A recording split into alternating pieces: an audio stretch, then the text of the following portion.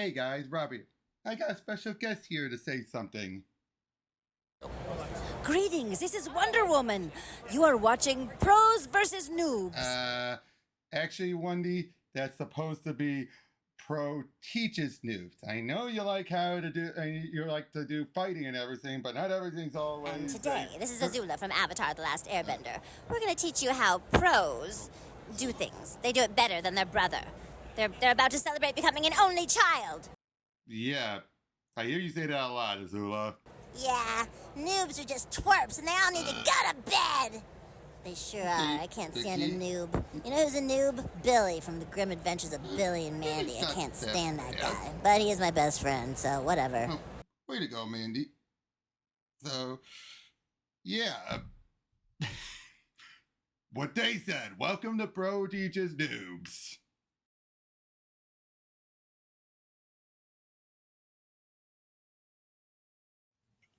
Hey guys, welcome to another lesson of Pro Teaches Noob. Today with me, Alex and Eric. Hello again. Hey, hello everyone in YouTube land. And today we are returning to the greatest space night. I'm Rom. so excited. I loved it so far. I'm ready for more. Give some people your thoughts on the first 6 issues so far. Awesome. I mean, it was awesome. Absolutely loved it. I can see why people consider this very popular. Mm-hmm. Oh yeah. Very classic, and it's the reason why people were demanding these collections for so long. Well, Yeah. finally got him. Yep. Well, last time, But now he's dead. It's like Superman gets a whole new story, but not Rom being dead. Come on, man. oh yeah, we ended issue 7. It's like with It was just issue 7 of a 6-part miniseries. just like with Transformers issue 100 of a 5-part miniseries. Hmm. Oh, yeah. What's the rest of it about? I'm sorry, Brandy. There's nothing I can do. Rom is dead. No. And also 40 cents. Also 40 cents. Can we get comics cheap again? Sadly. I wish.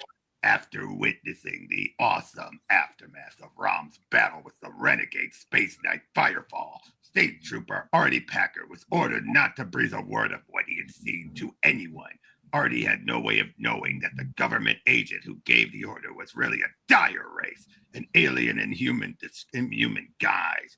There are some things a man just can't keep to himself, and so Artie Parker decides to share the secret of what he'd seen with his best friend, Steve Jackson. Hey, Steve, you in here? Are you in here? What happened to the door of your garage? Holy smokes! Come on in, Artie, and pull the tarpaulin closed behind you. It quickly became obvious that Steve Jackson already knew Artie's secret. Son of a! It's him! The alien the whole county's been searching for. The one who killed Police Chief Rogers and half a dozen of Clareton citizens. You caught him! No, I'm helping him, Artie. Rom hasn't murdered anyone. Those citizens you say he killed weren't even human. They were aliens disguised as humans. Dire Wraiths. Are you out of your mind? Hey, wait a minute. That was your girlfriend's story, too. Some hogwash about a friendly alien. You and Brandy are in this together, protecting that murdering monster. Artie, hold on, will ya? How long have we been friends? Since high school, right? Have I ever lied to you? No, never. But what's that got to do with? Just listen to me for 5 minutes. That's all I ask. Okay, talk.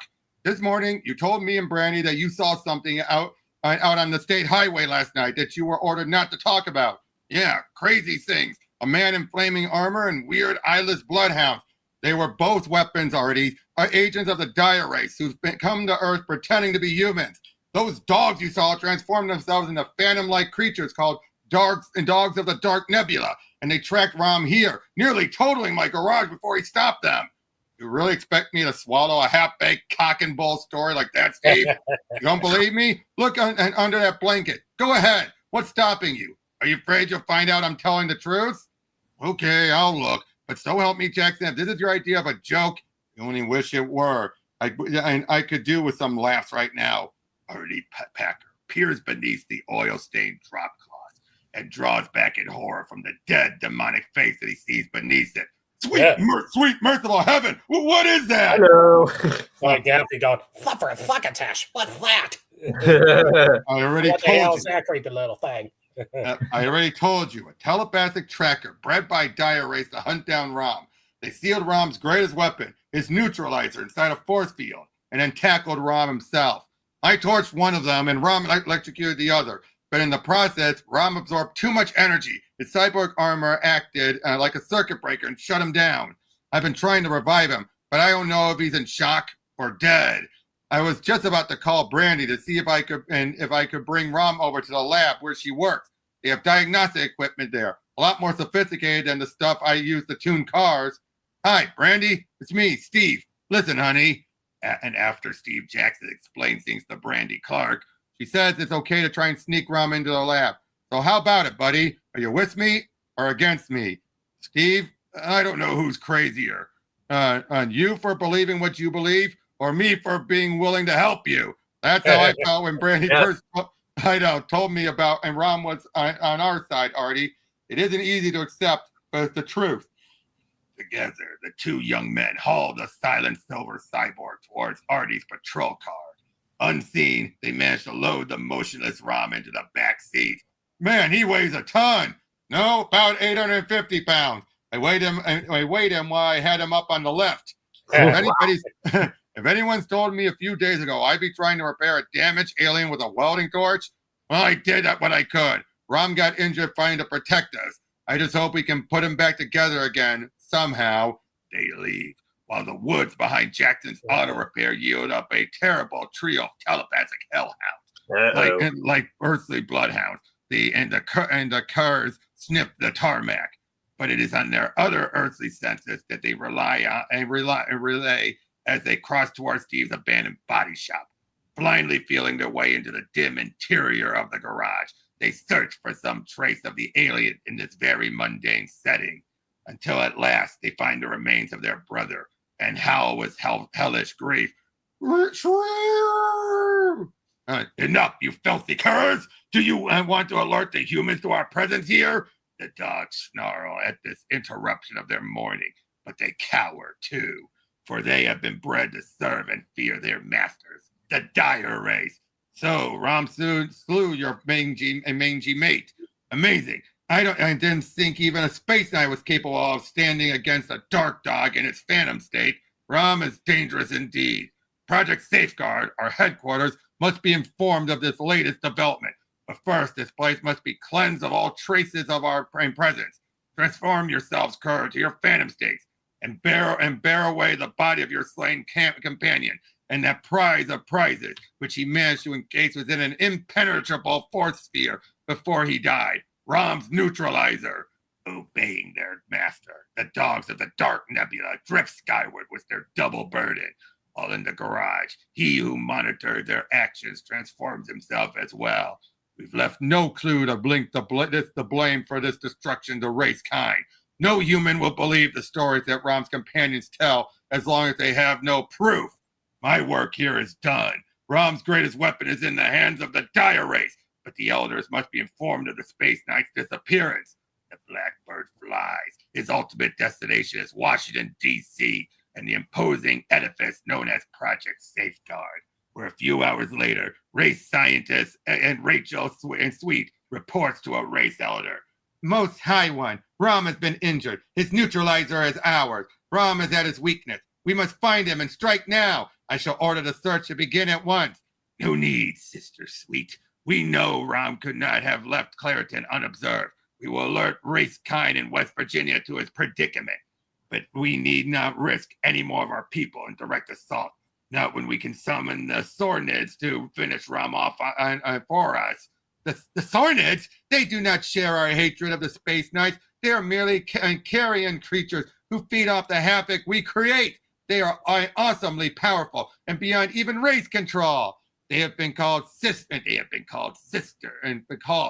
Sweet. They will either destroy Rom and his human friends for us, or wreak such carnage that the horrified Earthlings will come to see Rom as a source of disaster. The sorceress summons goes forth, and sinister shapes swirl in the high race crystal. The quiet corridors of this tiny West Virginia pharmaceutical laboratory have never seen a sight as strange as this. 3 otherwise ordinary inhabitants of Earth Hurry and down this self-same corridors, trying not to be observed, and wielding the colossal form of a crippled space knight. Hurry, please hurry. We've got to get Rom into an empty lab before we're discovered. Oh, Steve, what's wrong with him? He's so still, lifeless. Is he dead? Brandy, I've already explained to you that I don't know. I mean, what am I supposed to do when a giant robot collapses in front of me? Take his pulse? Rom's not a robot, Steve. He's a cyborg, a man who was neurosurgically grafted into a machine. I just hope we can use the equipment here at the lab to help him, or at least to find out if he's still alive. Here, no one's using this lab today. Wheel him in. I hope you know what you're doing, Brandy. I do, Artie. Didn't Steve tell you? Rom's here to help us. He told me, but I still can't swallow this business about people I've known all my life really being alien Dire Wraiths. The Dire Wraiths are here, Artie, and they're willing to kill, or worse. What, worse than kill? And to keep our existence on Earth a secret. After all, there are things so much worse. True. And Rom's sworn to stop them from conquering Earth the way they tried to conquer his world, Galador, 200 years ago. Right. Now the robots are bicentenarian. And better draw these drapes so we're not seen from outside. Though I admit, I'm more worried about being spotted by the butterfly boys from the funny farm than by the authorities. What am I saying? I am the authorities. Oh, Steve, we've got to help him. I know. Like, we're sure going to try, honey. I hope this doesn't cost me my job. But as Trooper Packer will soon discover, far more than his job is at stake. Outside the lab building, skies that were clear moments ago now darken angrily. And these are no natural clouds. This is no natural rain. It contains within it and seeds of unearthly life falling from the upper atmosphere. The seeds land and implant themselves in the warm, fertile soil, sprouting and spreading their first purple shots in seconds. They mature rapidly, branching off into thorny tendrils that slither out from the supporting stalk. The plants sway where there is no breeze. While unaware of what's occurring outside, a very nervous trio attempt to revive the space knight. The EEG, electroencephalogram, is detecting brainwave activity. I think that may mean Rom's alive, or it may not. How do we tell? I mean, even if we were scientists, how could we as Earth beings interpret what in the life signs of a Galadorian gladiator? You know, I'll bet Rom's in a state of shock. He was fighting the dogs of the Dark Nebula, both of them charged with thousands of volts of electrical current just before he collapsed. And you made the analogy of Rom's armor acting like a circuit breaker, shutting him down when the incoming energy overloaded his power reserve. We just have to find some way to turn him back on. I'm an auto mechanic, honey, not Thomas Edison. Steve, you gotta try. I'm just an administrative assistant. Artie's a policeman. We're the only ones here with you're the only one here with mechanical knowledge at all. I fix cars, not aliens, but I'll give it my best shot. Better hurry, Steve. The coast is still clear, but I don't know how long it will stay that way. The danger will not come through the door, but it will reach them soon. Any change now, Brandy? No, nothing. There's no change. Still all clear. Sweat soaking his brow. Steve Jackson twists dials and solders connections in a desperate attempt to reawaken a spark of life in the silent space night before him. He can feel the eyes of Brandy and his best friend upon him, pleading, demanding answers he does not have. At last, Steve has done all he can. That's it. Done everything I could think of, and a few things I didn't even know were possible. And you've cured him, Steve? Rom's going to be all right? Search me, honey. Maybe if I had a Space Knight repair manual, I could say I'd hooked everything up the right way, but it was all guesswork. I just don't know. And you're giving up? Rom doesn't really matter to you, does he, honey? You hated Rom ever since you arrived on Earth. You can't stand the thought of me feeling something for the man trapped within that armor. You're willing to let Rom die to keep him from me. But whatever reply Steve is about to make to his girlfriend's outburst dies unspoken in his throat. And the Thornoids are upon them. What in heaven's name? What? Lance, Excuse me, Seymour? Feed me, What's this fire. looking animate To to you, you, punk! Coming right through the window. It's got to be another attack by the Dire Wraiths. Brandy, get back! Look out! And for those thorns. You win, Steve. These things are much worse than your silver friend. We got to get word out that Clariton's been invaded by evil aliens. And with a few plant corpses that prove, even the skeptics will have to believe. Ernie! The blasted seeds ain't got hold of me, kid, dragging me towards it. I'll help you, buddy. Hold on, I'm coming. Woof! The swords, they're tearing into me. And as Steve tries desperately to reach his friend, another plane is coming after me. I've got to reach that beaker of sulfuric acid. What? sulfuric acid. The acid stopped it. But one beaker of acid used against a single plant is not enough to save State Trooper Artie Packer. Artie! I can't get through to him. And he stopped screaming. Aww. Steve, for the love of heaven, get back. The plants have blocked the window and door, honey. We're trapped in trying to save Rom. We've doomed ourselves. Steve, look, behind the plants. Rom's come to save us. He's alive. I could do no less for those who risk their lives to save mine. Have no fear. These carrion creatures shall never lay sword nor tendril upon you. You are my friends under the sworn protection of Rom the Space Knight. Back, creature! I'll not be fed to such filth as you. Scavengers, parasites, you possess no mind, no will of your own. You only come when summoned by the sinister sorcery of the Dire Wraiths to feed upon their leaving, to reap their harvest of destruction. But the hated race have miscalculated if they thought you could destroy me. Yes. Breathe as I engage my temperature control, lowering the surface of my armor to the sub-zero cold that has allowed me to soar near fiery suns.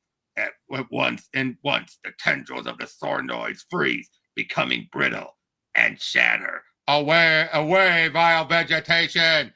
Rom's winning, killing the plants with intense cold, but there's so many. If they reach us before he does, we got to do something, and something for ourselves, Brandy, was our heads, and use our heads. Cold stops those creatures, cold.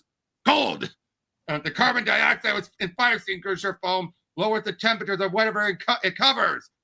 The billowing clouds of ice-cold CO2 foam and Rom's body temperature control take their toll on the withering stalks. We've done it, Steve. We've stopped the plants. I, Brandy, that you have. Steve's fast thinking has helped end the battle, and he has my gratitude for by siphoning off some of the extra energy I absorbed during my battle with the dogs of the Dark Nebula. He was able to reactivate my armor. I thought he'd given up. Enough. I live and I burn with a fierce desire to punish the Dire Wraiths who have unleashed this horror on myself and mankind. Yeah, the hunt's got to go on, doesn't it? No time to rest or to mourn the dead. Artie, oh, Steve, I'm so sorry. I guess every war has to have its casualties, doesn't it? Top killer. After. Ooh! Oh, that's badass. The aftermath of insanity. While Rom lay close to death with most of his armor life support systems unable to function, his enemies, the aliens known as Dire Wraiths, dispatched the murderous Sornoids to finish off the Silver Space Knight. Revived by his human friends, Rom triumphed over the killer plants, but not in time to save State Trooper Artie Parker. My fellow lab workers were bursting on us at any moment. What can we tell them? Tell them? Well, tell them Artie's dead because he trusted me when I asked him to have faith in a giant robot alien. Steve, you sound like all the people who believe Rom is a murderer. Maybe he is, Brandy. I don't care. All I know is that Artie's dead because we sided with Rom in his war against the Dire. What? What? I think the death of his friend has made him not think straight. Yeah, we had to help Rom, Steve. There wasn't any choice. Why not? What's so terrible about the race anyway? They disguised themselves as human and lived among us in peace for years. They didn't do us any harm until after our Space Knight friend showed up and started attacking them. Right? Rom exposed them, Steve. They've been working their evil in secret for years. That's Rom's story. Maybe his fight with the race is just a vendetta. You can't believe that. You've seen the Wraiths, sense their utter evil. Ever heard of the power of suggestion, honey? Rom's been feeding us stories about how evil the Wraiths are all along. And we bought it. But what if he's hoodwinking us? What if it's really Rom who's the enemy? Out of respect for your grief, I have kept my peace, Steve Jackson. But now I am compelled to speak, man of Earth. Your planet faces a deadly peril posed by the evil of the Wraiths. For the safety of all who live here, you must accept the truth. I once visited a world called Angelica, an outpost planet settled by the people of my home world, Galador. It was a beautiful world. Its inhabitants were friendly to all visitors and at peace with all the neighboring worlds. Then, one infamous day, a shadow fell upon the planet like a somber shroud. The Dire Wraiths had come to Angelica. By the time my fellow Space Knights and I answered Angelica's call for help, it was too late. Every person on the planet, young and old, was dead. The Wraiths have not yet done the same to Earth, but they have been working their evil here nonetheless in subtler, more sinister ways. Your planet is being destroyed, and your people corrupted and poisoned by enemies you don't even realize. At that moment, outside the door to the research lab, Brandy Clark, what's going on in there? Open this door at once. I phoned the sheriff, sir. That's Dr. Johnson, my employer. How are we going to explain Artie's death to him? There may be no need to, Brandy. And what are you going to do? Banish Artie's body to limbo the way you banished the Wraiths? No, only my neutralizer, which the Wraiths have captured, can open the doorway to that dimension. But my energy analyzer, which I've brought forth from subspace, reveals a faint spark of life still flickering within your friend. Oh. You mean Artie's alive? Impossible! There's no heartbeat, no pulse. There were both, Steve, but too faint for your human senses to detect. My analyzer does not lie. Artie lives. He may survive if he receives immediate medical attention. Now I must but depart. Your fellow humans will have many questions, and I doubt they will believe any answers coming from a murdering alien. Now, I have urgent business to attend to. As long as my neutralizer is in Ray's hand, my enemies possess the mightiest weapon ever forged by Galadorian science. If I do not recover it, my war with the Wraiths, which I fought for 2 centuries, may be lost. Even as the roar of Rom's rocket pods fades into the night. There! We've broken the lock! The door is... Great Scott! It looks as if a hurricane swept through this lab! Miss Clark, what are those plans? And that man on the floor, is he dead? Not yet, Dr. Johnson, but he will be soon unless we get him to the hospital. Moments later. That was quick thinking, honey. The sooner they get Ari to a doctor, the better his chances are. And your boss is too busy with him to question us. I've already postponed the inevitable. Sooner or later, someone's going to ask us how Artie got hurt. Then what do we say? That he almost died defending an alien everyone else believes is a killer? If only Artie could talk, he'd confirm our story. Hey, he switched back already. Again, I told you it was in a bad. I told you it was in a bad emotional state. Yeah, going through the stages, Now that he knows he's alive, and after hearing Rom's story again, he's like, "Okay, I overreacted." Mm-hmm. Okay. Emotions are running high in this thing. Yep, but he can't. The rain continues to fall on Clairton, West Virginia, where later in the day, cyborg eyes watch as the somber and precision winds its way through the town street, and cyborg ears remain alert for a hint of anything out of the ordinary. Look, Mommy, that's Johnny Jenks. His father was killed by that alien Rom, and how come he's not crying? Timmy, hush. That poor family's been through enough. And on the rooftop above, if only all humans were as observant as that young one. Indeed, the child instinctively sensed an otherness about his playmate, something I must investigate. Again, Rom summons his energy analyzer, setting it to a wide beam and training it on the funeral procession. Undetected by the mortars, the analyzer's rays reveal them for what they truly are. Dire Wraiths. If I had my neutralizer, I could banish them all to exile and limbo.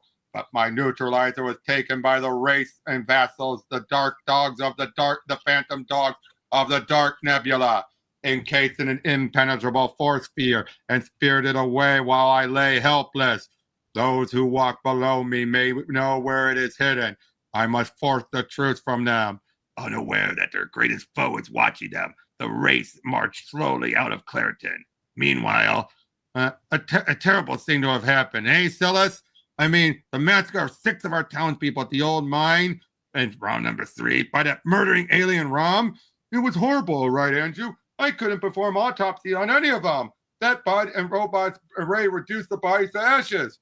Here's something, though. According to records of the deceased, all 6 of them were born on the same day. Funny, I knew those men. Some look years older than the others. Maybe it's a coincidence, but I'm supposed to report anything as odd as that to the Bureau of Record. I'm going to Washington tomorrow, Silas. Be glad to take those records with me. Why? And that'd be fine, Andrew. That's some minutes later.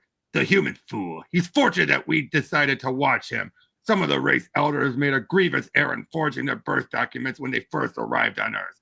But now that the mistake has been discovered, it can be rectified before it arouses further suspicion about the origin of certain humans. The race is so absorbed in his thoughts that he is totally unprepared when his doom catches up to him. What? And die, star-spawn monster! Oh my God. The race struggles grow feebler, then cease altogether. A short time later, as Clareton's coroner closes its office for the night, can't get those birth records out of my mind. It's too much of a coincidence that 6 men, all born on the same day, should die on the same day. My briefcase. Andrew's going to take it up to Washington for me. Now, why'd he drop it there? I guess I'll have to take it myself. I don't mind, though. I always did like a good mystery. As the coroner's footsteps fade away, another wraith. No, this one is human. My hatred is not for his kind. Meanwhile, on a rain-swept hillock and set strangely apart from the rest of the Clareton cemetery, gather round the grave so that the rites may begin. We thank you for coming to Clareton, Elder. When so many of our people leave us, the elders take a personal interest, brother. Thus, they have sent me to remind you that our fellow race died for the greater power of all race kind, and to exhort you to remain strong. Strong when we may be the next to be banished, and it's not worth facing the wrath of Sprom just to conquer Earth, not unless the welders give us weapons to protect ourselves with and reward rich enough to justify risking our lives. Silence, race sisters!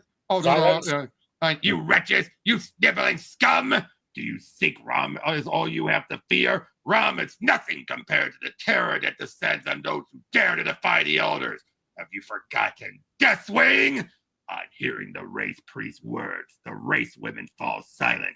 I see you have not forgotten. Now get on with the rites. The dark powers must be appeased. Suddenly, race filth, you carry out your charade burial only to convince the unsuspecting earthlings that I am a murderer. Yet you know I have slain no living creature since coming to Earth, not even any of your vile kind, though you richly deserve to die.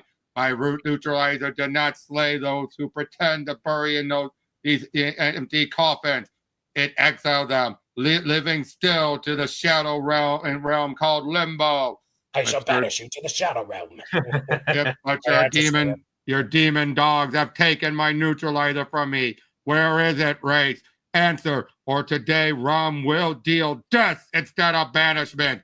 And did you hear the equipping curse? The brave of his neutralizer, Rom cannot exile us from Earth. Defend yourselves, race. There are weapons hidden in the unopened coffins. Treacherous killers, destroyer of worlds. Only Galador was strong enough to defy you. Only Galador possesses champions such as the Space Knights, who were able to drive you into space. When the people of Earth learn the truth about you, perhaps their heroes will come to my aid. You will never alert them to our presence. We will destroy you before we let the humans learn the truth. By the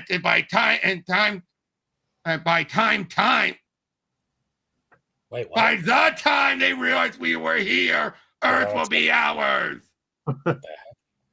Time. That's a lot of time, man. That was a weird typo. Sure.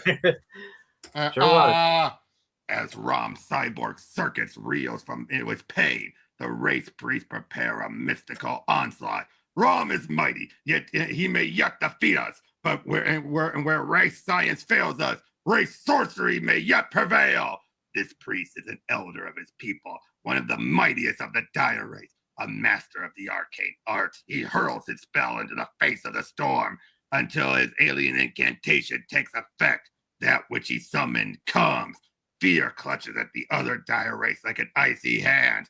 My enemies flee, but why? Because they fear the shadow of death more than they fear you, Space Knight. This time, however, the Devourer will be content with the sacrifice of one soul, Space Knight. Yours, the Devourer, by Galador's race. Brass, you have called forth the Death and Deathwing. Oh, yeah.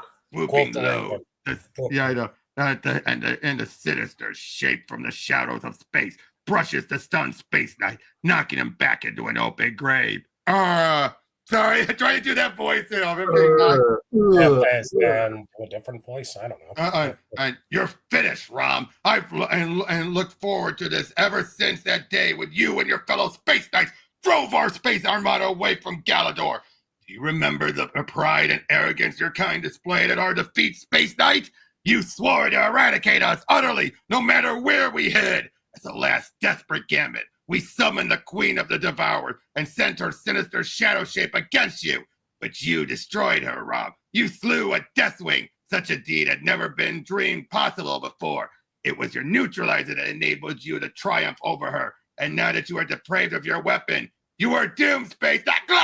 Silence, race scum.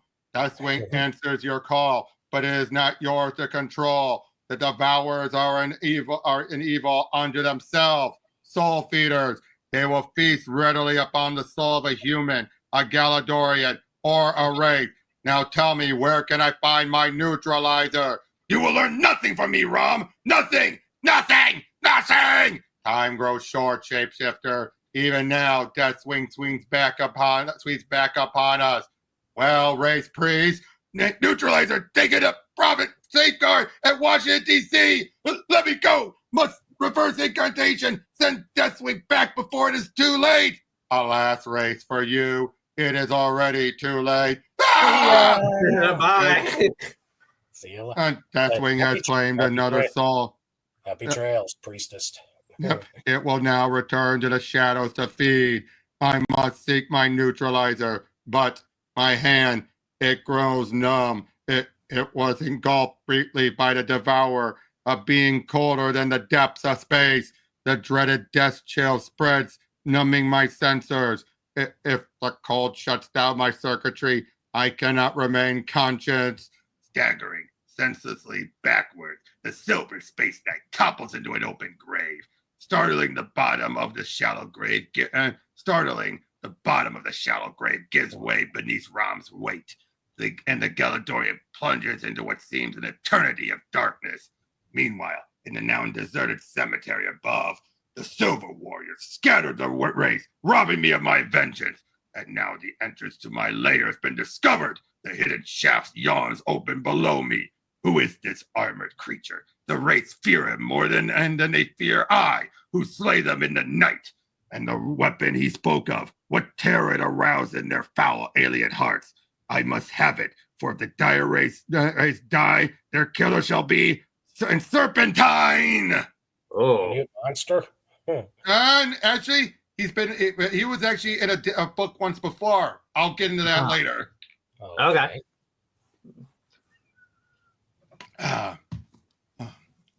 The moon shines down in the rain-swept graveyard into an open grave that is impossibly deep.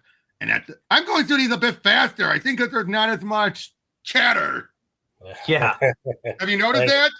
Yeah, a lot of the 6 issues had a lot of exposition. It really did. But now we're getting to the action. Now that it's over, it's like back to the action. Boom, we're going to have other talky issues, obviously. Of course. At the bottom of the dark shaft stands a staggered Silver Space Knight. Rom! My circuits are malfunctioning. Until they stabilize, I cannot ignite my rocket pods to fly me from this pit. My systems are numb, as if I'd been exposed to the intense cold, colder than the depths of space. Okay, we don't need to go over this. Yeah, no. Yeah, we already know what happened there. Yep. When they say every issue, They do show his skeleton though, and he tossed him at the bird. Yep.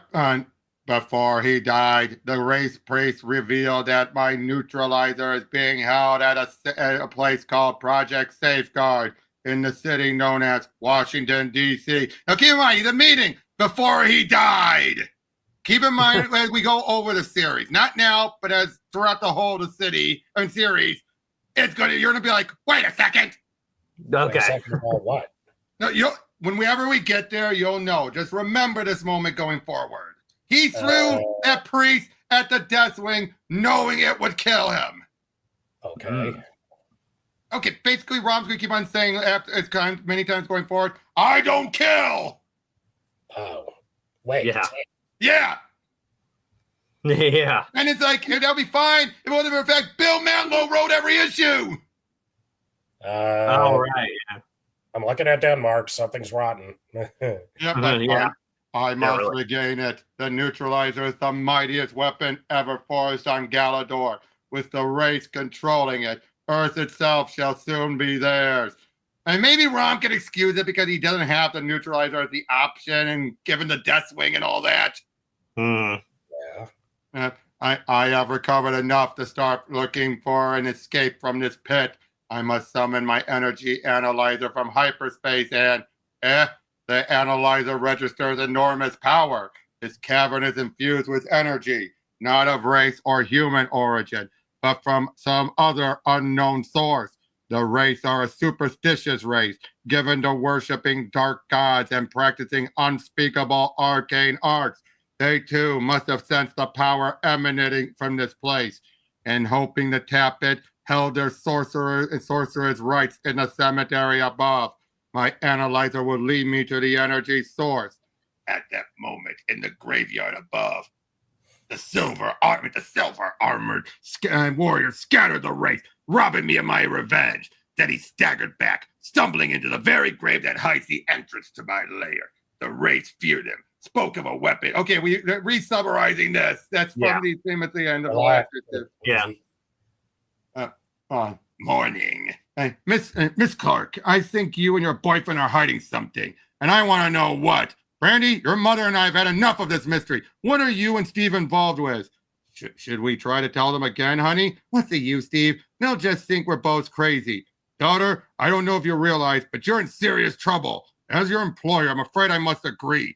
I want to know what happened in your research lab last night and what caused all the destruction and deaths.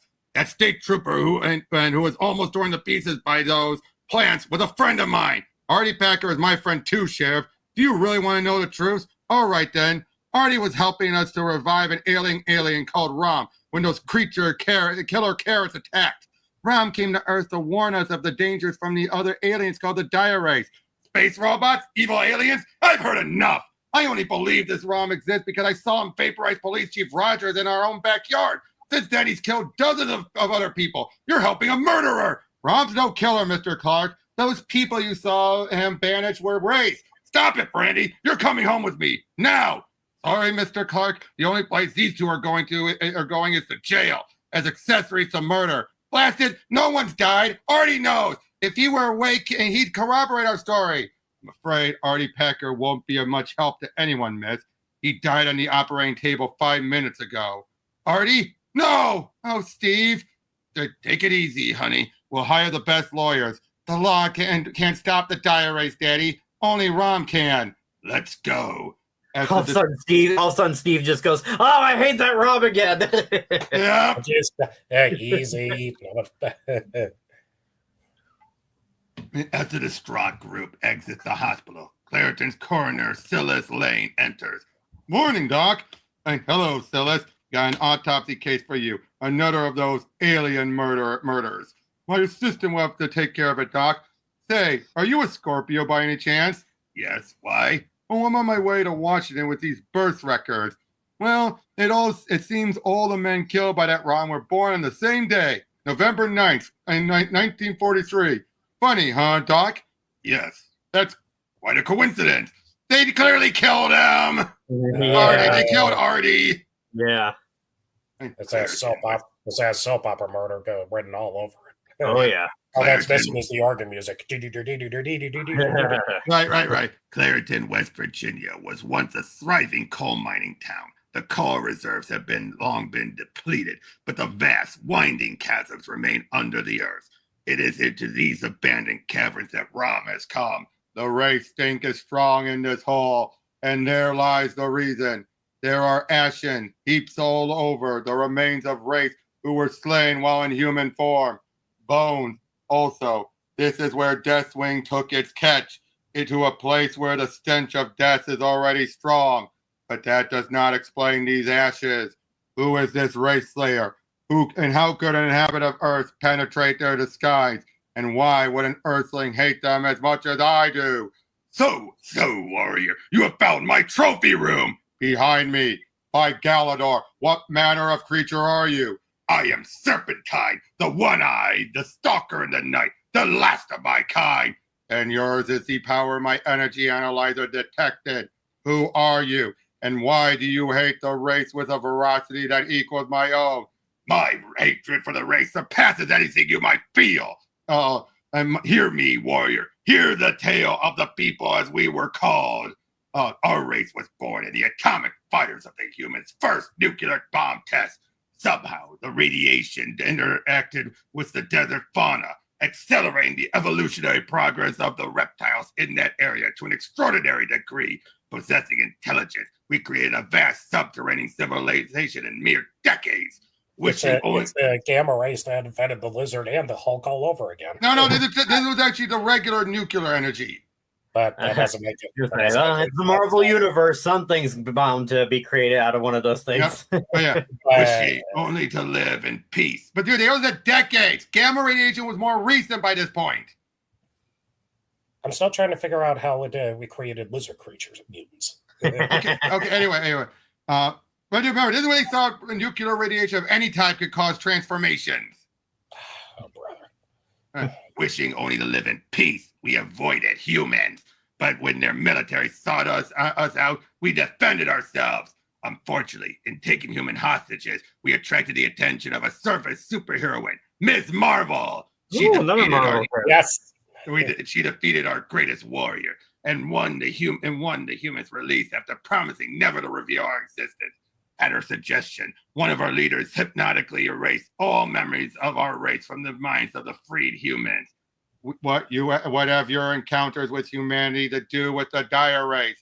Human? Unknown to us or Miss Marvel, it was among the captive human soldiers a Dire Wraith. Unlike the humans, the race was unaffected by our hypnotic command to forget what he knew of us, and he reported to his masters. These lizards occupy vast caverns beneath the desert. Sounds like a perfect location for race bases. Then it shall be ours. The race came in hordes. They slew all who stood in their paths, warriors and breeders, the old and the as yet unhatched. We could not resist their super science, their sinister sorcery, their spectral servants. A handful of warriors, prime defied the ravagers to the last. I was among them, but rather than endanger themselves, the race encountered force Deathwing. As the screams of my comrades resounded in my ears, as the cavern roof collapsed, cutting me off from the rest. When I awoke, I had lost an eye, and I wish I had lost both before I'd seen the deaths of my race. Since then, I've been a silent avenger, tracking race by their scent and slaying them in the night. They fear me so much that they place their graveyard above my lair. And hold on a second.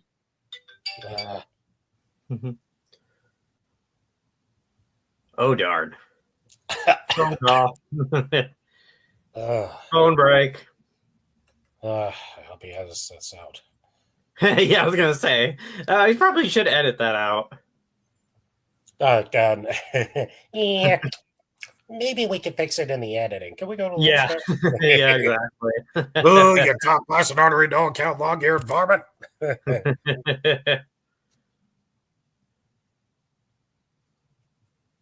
I'm back. All right, you have to edit that one out. Yep.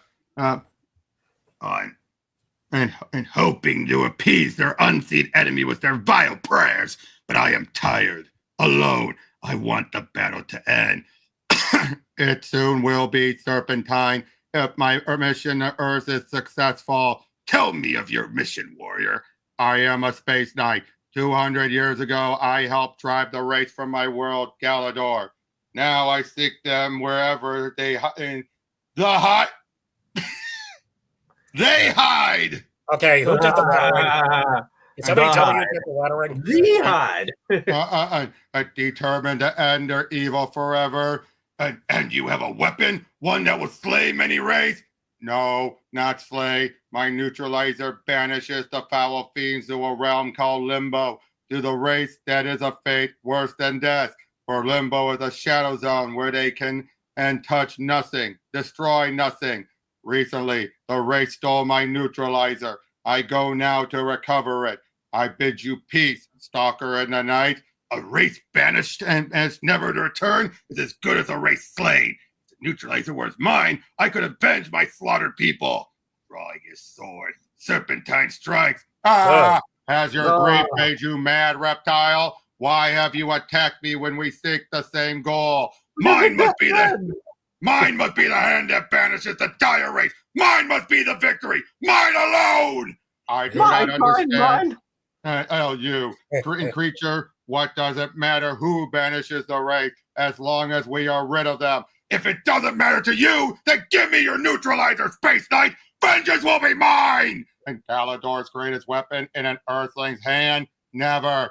Then it does matter to you who destroys the Wraith. Hey, Rom, you would claim that victory for yourself.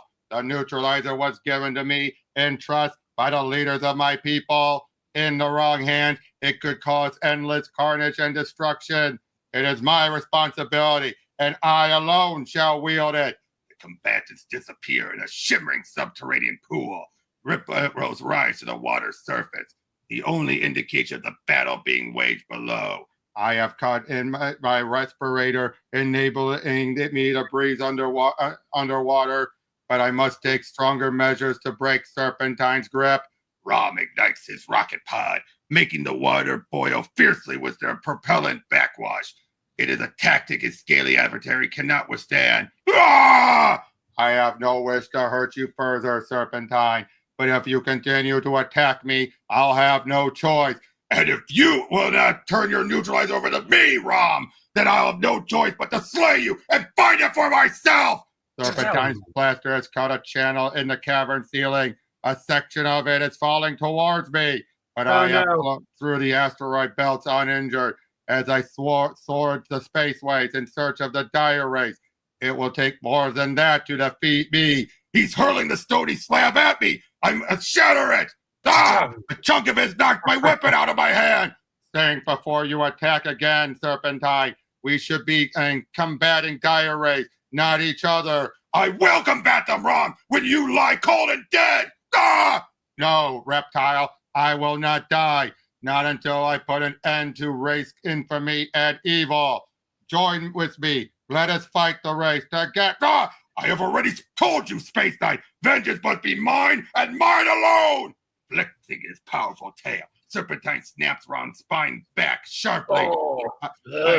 I have made my offer, reptile. I can do no more. You've repeated attacks have made you my enemy, and I have endured enough. A stupid move, Space Knight. You've deprived me of one weapon, only to arm me with another. Listen to reason, reptile. Save your hatred for the Dire Wraiths. No, I'm slipping. No, Serpentine has fallen, plunging his stony spear into his own breast. Yet he lives. Perhaps there is still time to save him. No, Rom. It is too late, but the madness has passed. You were right. I was driven crazy by the thought of being alone, the last of my race, a friendless adventure in a lonely world. Do not grieve for me, Space Knight. I go to join my people. And go in peace, tormented creature, with the prayers of one who understands your anguish and shares your solitude. Oh, damn. Wow. But yeah, all this was in a prior Ms. Marvel issue was these creatures. So that's a good tie back. I remember when wow. Yep.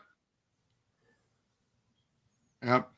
My enemies, the Dire Wraiths, have captured my neutralizer, the greatest weapon my people ever created. Without it, the battle to save the Earth from the Wraiths evil may be lost.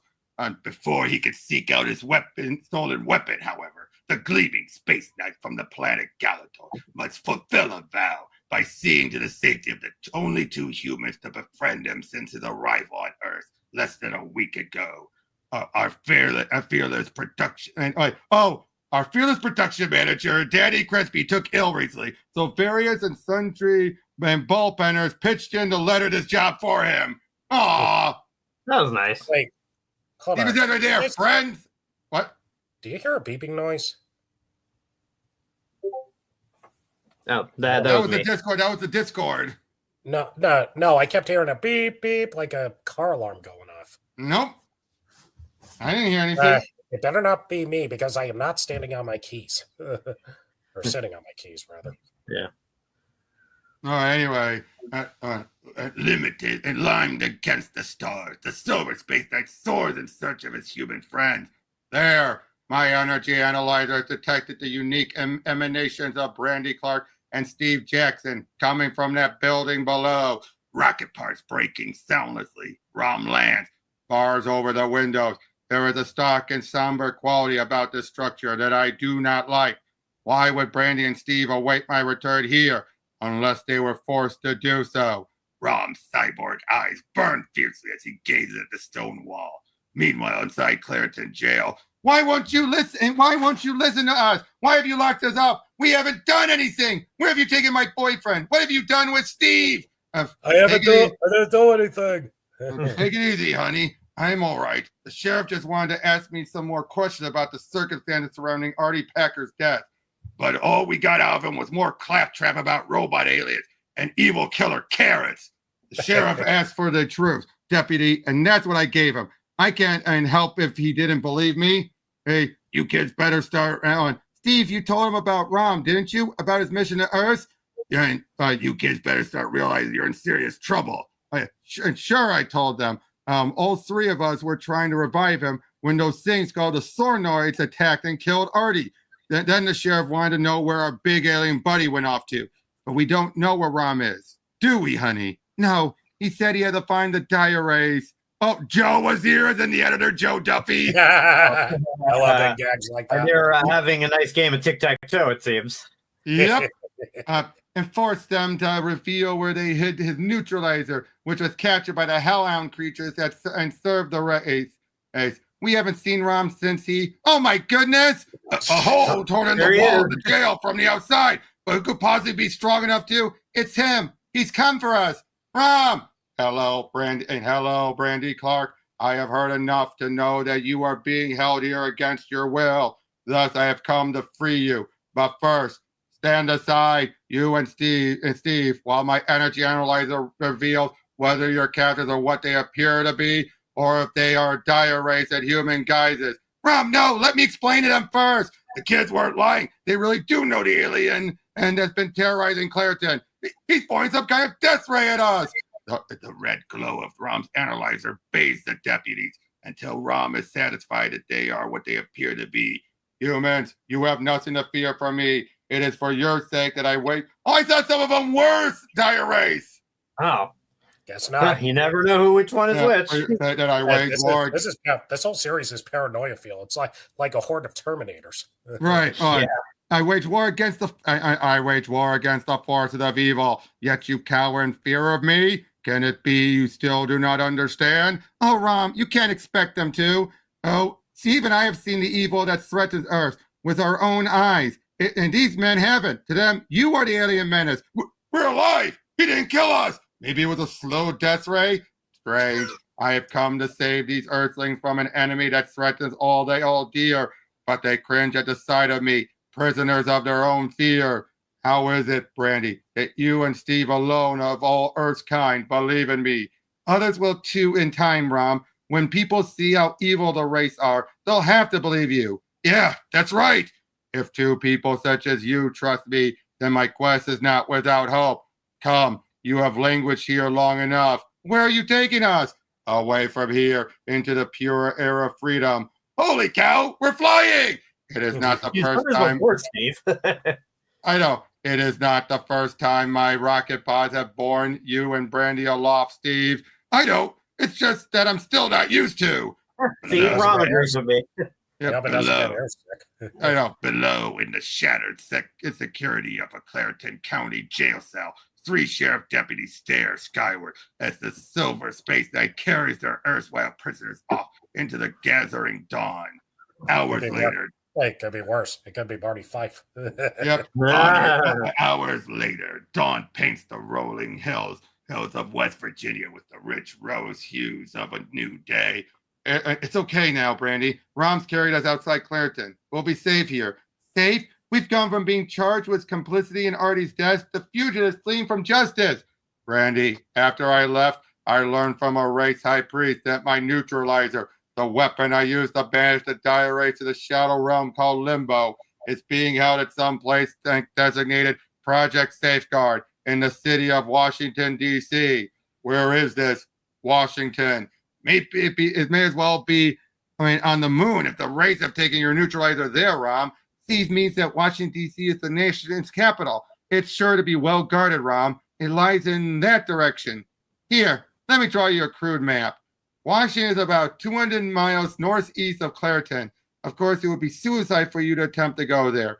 Yet go I must, Brandy, for I must find my neutralizer and wrest it from my foes.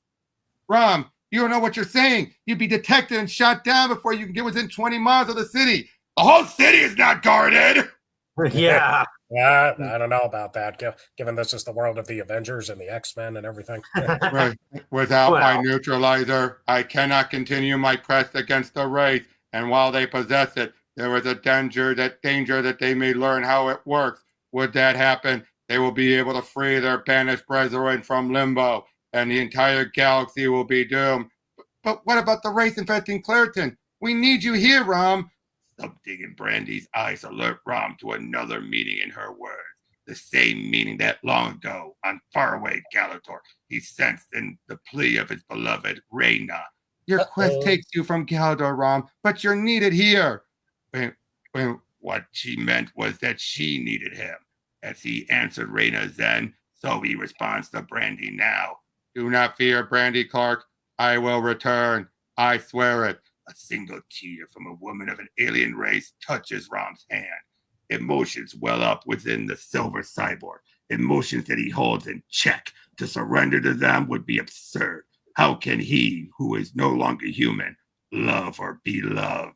Steve Jackson, you have seen the perils posed by the Dire Wraiths. Guard Brandy well in my absence.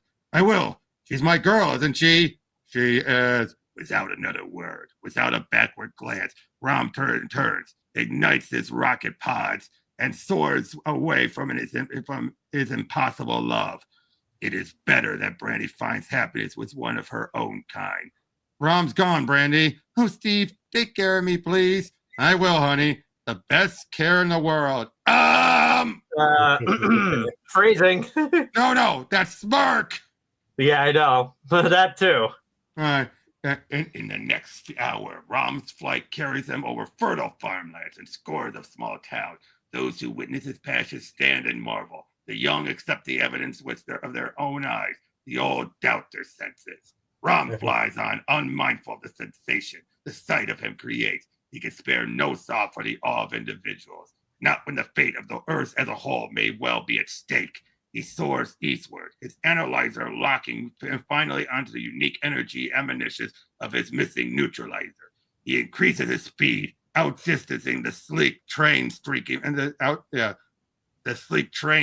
low below him. The passengers on that train, however, play a part in our story. So you're the corner of a burg named Clareton, huh? That's right. Silas Lane's the name. Just my game. I've seen a lot of it in my time, but this case has me spooked. You said some sort of alien's been killing off your townspeople? Vaporizing them, reducing them to ashes. But the hairy part of it is that the records of each and every man murdered by this Rom say those were all born the same day, November 9th, 1943. But I knew these men. Some of them were in their 20s, others in their 50s. I'm off to check Clareton's birth record against the ones on file in the Central Bureaus of Records in Washington. What about Rom, your killer alien? Who's checking on him? Why hasn't the rest of the world heard about him? That's it. That's exactly the type of question AC Ace O'Connor is trained to ask. She's a reporter for the Washington Weekly News. However, she is not used to suddenly having the subject of her query zoom past her at well over 100 miles per hour. No, she is not used to that kind of verification at all. An armored silver figure flying eastward from the direction of Clareton? The hasty coroner was telling the truth. An alien has landed on Earth, and I may be under the scoop of the 80s. Ah! It was acceptable in the 80s. Perhaps it is fortunate that the skywriting Silver Spaceknight is not aware of its sudden discovery by the news media. For these, there are those who would gladly brave the deadliest Dire Wraiths rather than endure an encounter with the forces state. Washington, D.C., the seat of government of this nation. Its skyline accords with Brandy's description of the city. I must remember to ask how many other nations there are on her Earth, and why they are not unified under one supreme authority, as on Galador. Oh, Rom, you sweet child. My analyzer has detected a power surge. It has pinpointed the location of my neutralizer in the midst of this human metropolis. When I find my missing weapon, I may also find my enemies, the Dire Wraiths. As Rom soars skyward, his approach to the city is detected on an Air Force radar screen. Red alert! We've got a bogey closing in on the capital fast! Are you sure? Maybe it's just an airliner that's gone off course. Blast it! I know an airliner traffic pattern when I see one. This is a certified, unidentified flying object coming in low. It seems to be flying an evasive course towards the heart of the city. It may be a cruise missile or an ICBM, intercontinental ballistic missile. I'm passing this on to Air Force Control. That's right. We've heard it and we've tried to establish radio contact with this thing, but there's no response. Give me Lackland Air Force Base. Top priority. At Lackland. Alpha and Delta wings. 2 interceptors. Red alert. Repeat. Red alert. The bogey must already penetrate the city's defense perimeter. We've got to intercept before it finds its target. Alpha wing airborne. Afterburners kick the sleek F-5 fighter jets up to Mach 5. Afterburner only on your Sega Genesis. Yeah.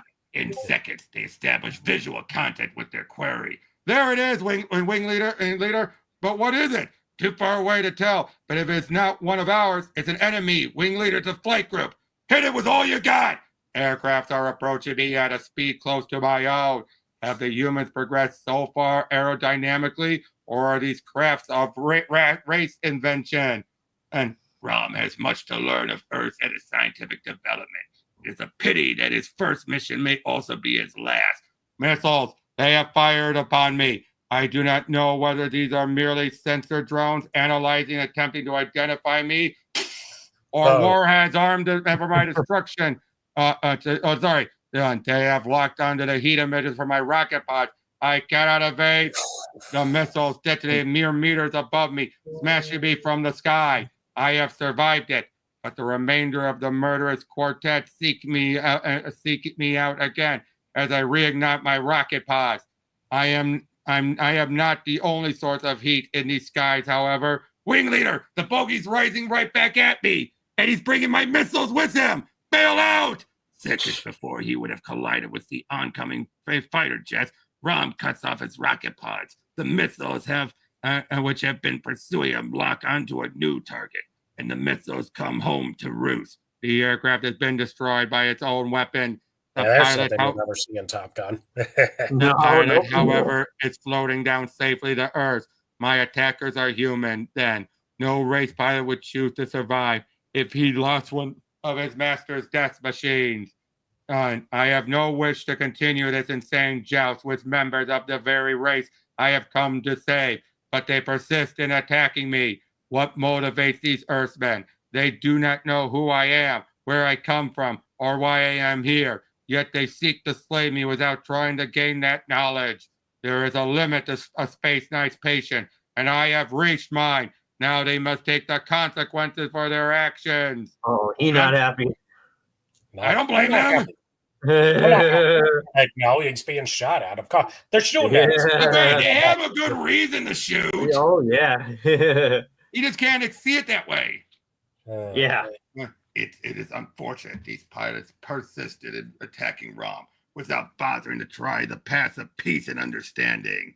Oh, sure, narrator, take Rom's side. The last some misunderstanding. The last remaining aircraft swoops upon me. This is Alpha and Group Wing Leader to the Air Force Control. I'm the only one left, and I'm going in.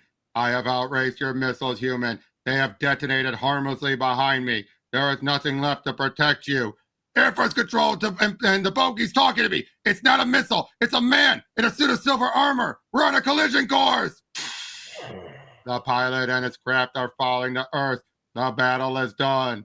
The battle was never necessary, but the humans would sooner attack me than wait and let me explain the danger we will all face. Now that I have destroyed 4 of their aircraft, my task will become even harder. If the human eyes could see the evil of the Dire Wraiths as clearly as my cyborg vision sees it. As Rom ponders the near impossibility of the task before him, a strange craft glides soundlessly towards him. No man-made craft, it fires an energy being of alien origin at the stunned Spaceknight. And Rom falls before he's even aware that he is under attack. It is done! The neuroshackles have stunned the cyborg circuitry, just as your plan. Lock a tractor beam on him and drag him in, pilot! Seconds later, inside the unmarked hovercraft. What a coup to be the first race to develop a weapon capable of stunning a Spaceknight. Our enemy lies helpless, senseless in the grip of the neuroshackle beam. When I have delivered Rom to the High Council, my name shall be celebrated among all race kind. Where our sorcery failed, the science of Dr. Rachel Sweet has triumphed. At that moment in Clareton, West Virginia. Oh, Steve, don't leave me. Gotcha, honey. We're still up to our ears in trouble. I gotta find us a good lawyer. You Just 5 more minutes. You get some back. I'll be back soon. Exhausted beyond words, Brandy places her safety in Steve's hands and does as he says. However, she might not feel so secure if she were to discover that Steve has lied to her. It is not a lawyer Steve has gone to seek, but a sheriff. Greeting each other, both men enter an isolated cell block, reserved for one special prisoner, whose presence the sheriff's deputies are not even aware of. Sheriff, you gotta let me out of here. Brandy may be in danger if the Wraiths get her. Don't worry, Steve. When we get her, we shall take excellent care of her. You're me! Indeed I am. Isn't it a shame? There's no need of 2 of us to exist, so one of us will have to go. The Wraith laughed. It is not a pretty sound. Oh, no. Alex, your friend so is good. Yep, your friend is dead, Rom, and you're next. And in 1976, Congress enacted into law a bill authorizing the creation of a new government agency, Project Safeguard. Its mission, ostensibly to seek out and make peaceful contact with the alien races. In reality, to find and examine evidence of alien presence on Earth. It was a clever smokescreen because those who pushed the hardest for Project Safeguard were extraterrestrials themselves. Dire Wraiths, evil aliens who disguised as humans, had infiltrated every level of our government. Now with the capture of Rom, the silver cyborg Spaceknight from the planet Galador, who is their sworn enemy, the Wraiths have enhanced Project Safeguard's credibility while suppressing evidence of their own existence. Keep the stasis field around the alien. He may struggle, but he will never break free. And Dr. Sweet, you're in charge of Project Safeguards and Close Encounter Sector. And it was you who captured the alien, but not before he destroyed 4 jets. The Air Force is clamoring for information. So are the CIA, the FBI, and S.H.I.E.L.D. And the press is howling for news. We've got to issue a statement. No, all news about the aliens' existence is classified. I don't want to start a panic until I know who or what Rom is. Lying witch, you know who I am, and I suspect I shall soon see you for what you are. Once you stand revealed in the glow of my energy analyzer.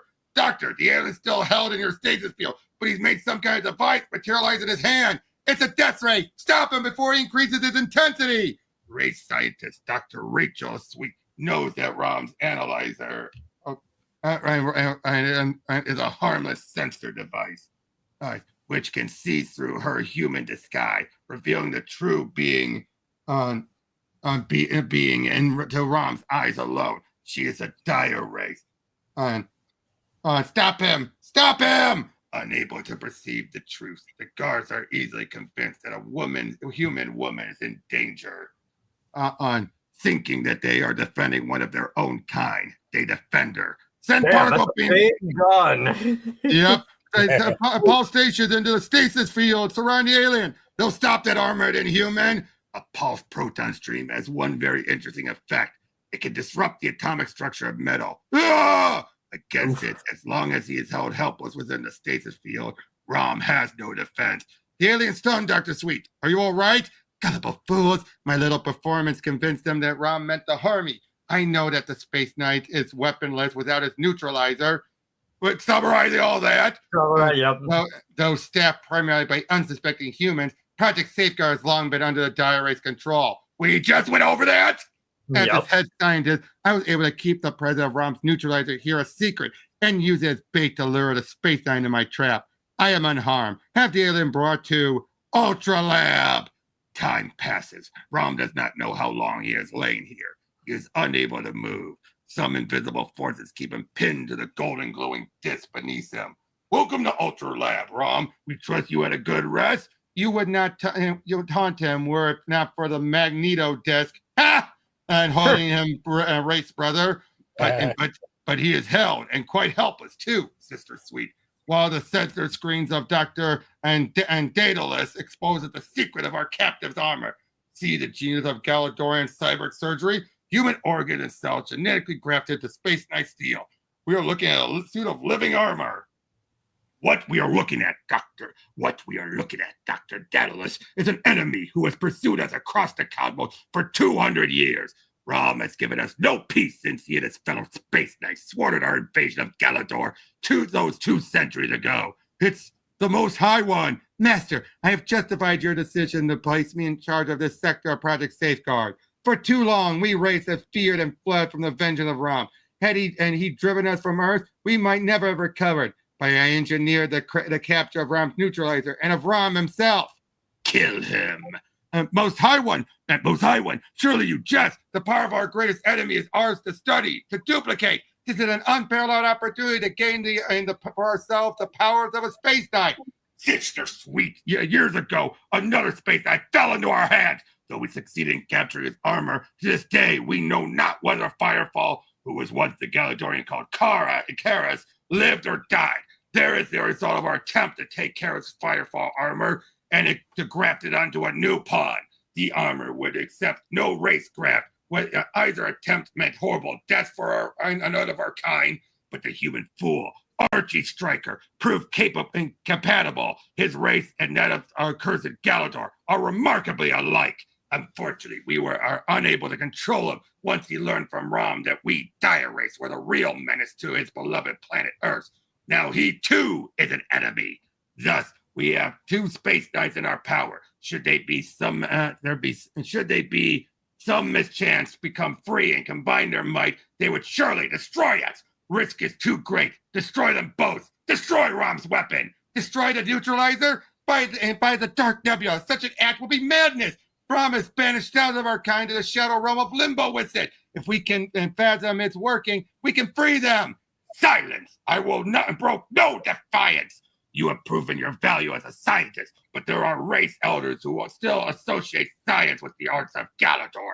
We race use whatever best advances of our evils, but the elders still prefer the old ways of dark sorcery. They who have suffered Galadorian vengeance still fear the Space Knight and their weapons, and would rather destroy them than try to turn them against their creators. I obey the will of the Council of the Firstborn, as you must learn to do. Do not question the Council or me again, Sister Sweet. I will obey, High One. Rom and Fireball shall die. But what a loss to race science. Mastering the secrets of Rom Space Knight's armor might have made us invincible. Not even Galador would have stood against us. An overdose of deadly cyber and bacilli administered via this metal-piercing hypodermic should destroy the Space Knight's human cells, reducing them to lifeless suits of armor. You delight in this senseless slaughter, Daedalus, though you know that killing the human half of the cybergraph will destroy forever any hope we may have of duplicating the Galadorian surgery technique. I do as I am told, Rachel, and I enjoy my work. Perhaps my surgical grafting of human Archie Striker to the Firefall armor was not as refined as the work of the Galadorian cyber surgeon. But then they do not kill as artistically as I. As Dr. Daedalus approaches Firefall to administer the deadly drug, Rachel Sweets regards the captive Rom. I did not mean for it to end like this, Rom. Though you are my race's greatest enemy, I hope to profit from your destruction, to learn the secrets of the most powerful space knight. But I serve my race masters, and to turn that power back against your homeworld Galador. But I serve my race masters. Their will be done. Suddenly, Daedalus, what? The living flame of Firewall is what witch? Your bald buddy thought I was dated. All he had to do was touch me to find out his mistake. Drop him, you human scum! Let him go! Sure, I will, Wraith. When I've done to him what he planned on doing to me. Sayonara, skinhead! You've slain Daedalus, slain a race of the firstborn. The elders were right. Sometimes hate overrides the benefit of science. All space knights must be destroyed. I shall not repeat Daedalus' mistake. You cannot move from the stasis field surrounding you, but I need not touch you to kill you. No! Rom, pulling free of the magneto desk? He should have been rendered immobile by the electromagnetic field around the desk. What could have gone wrong?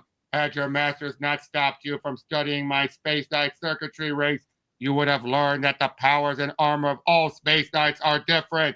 Your mistake was placing me on a disc satin like the one designed for Firefall. A force that can contain the master of the living fire is no match for the strengths of Rom. No! Destroying that panel will set off a failsafe alarm. That will seal us all inside Ultra Lab. Then we are alone, Wraith. You and those you would have destroyed.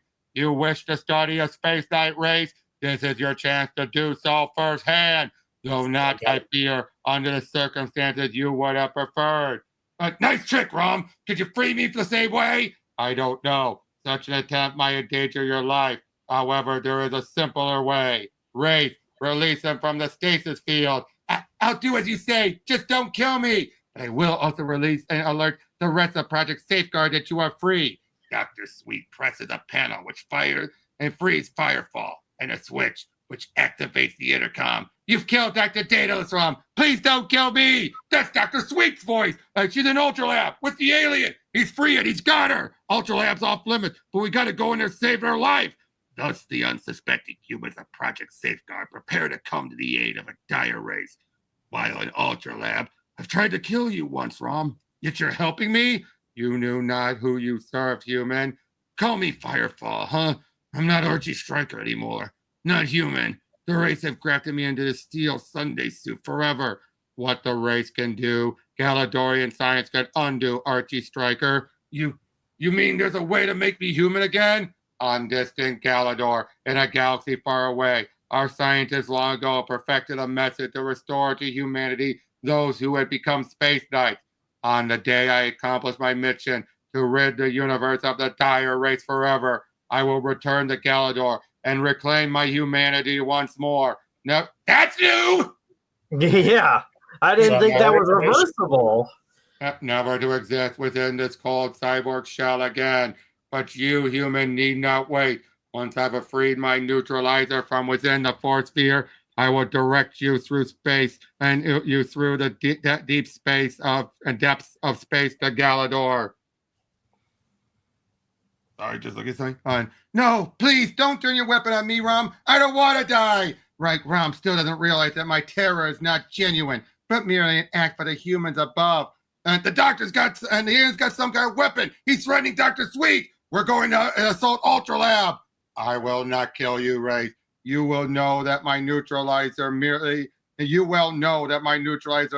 banishes the race to the nether dimension known as Limbo. She knows that, Rom. She's stalling up to something. Wait, that instrument panel she's leaning against. Of course, it's got to be tied to the intercom system. She's been screaming stuff about us killing her for the benefit of the security forces upstairs.